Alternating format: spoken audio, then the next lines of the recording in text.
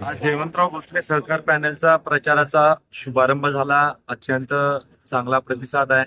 मागच्या निवडणुकीमध्ये 11,000च्या मताधिक्यानं जयवंतराव भोसले सहकार पॅनलला निर्विवाद वर्चस्व सभासद बांधवांनी दिलं होतं. आज देखील अत्यंत चांगल्या प्रकारची परिस्थिती आहे. मागच्या वर्षीपेक्षा मागच्या 5 वर्षापूर्वी जी निवडणूक झाली त्याच्यापेक्षा जास्त आघाडी आमच्या पॅनलला मिळेल अशी आमची खात्री आहे. अत्यंत चांगलं पॅनल हे आम्ही तयार केलेलं आहे. खूप मोठा उत्स्फूर्त प्रतिसाद हा लोकांचा आहे. लोकांना वाटतं की 11 वर्षापासून आदरणीय सुरेश बाबांच्या नेतृत्वाखाली ज्या पद्धतीनं सहकारी संस्था चालवली गेली आहे त्याच पद्धतीनं भविष्य काळामध्ये चालावी. त्यामुळे डॉक्टर सुरेश बाबांच्या पाठीशी उभं राहण्याची मानसिकता ही लोकांनी केलेली आहे.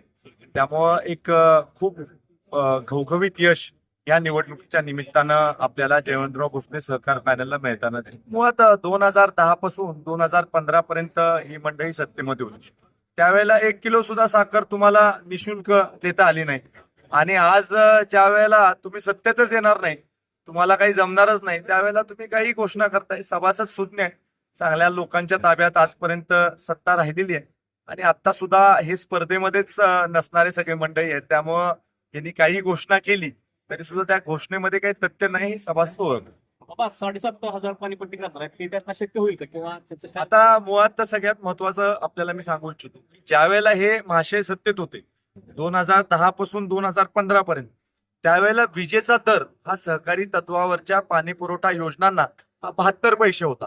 आज विजेचा दर हा ₹1.88 झालाय. मग 72 पैसे दर होता त्यावेळेला तुम्ही 7,000 रुपये पाणीपट्टी आकारत होता 5 वर्ष.